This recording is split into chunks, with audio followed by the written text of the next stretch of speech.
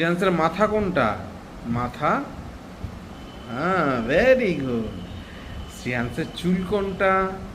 চুল, very good. তারপরে শ্রেয়াংসের চোখ কোনটা? চোখ, ভেরি গুড। শ্রেয়াংসের নাক কোনটা? নাক না বাবা, ওটা নাক, নাক, ভেরি গুড, ভেরি গুড। আর ঠোঁট? ওরে বাবা, আচ্ছা আচ্ছা আচ্ছা, ঠোঁট দিয়ে কি করে? ঠোঁট দিয়ে কি করে?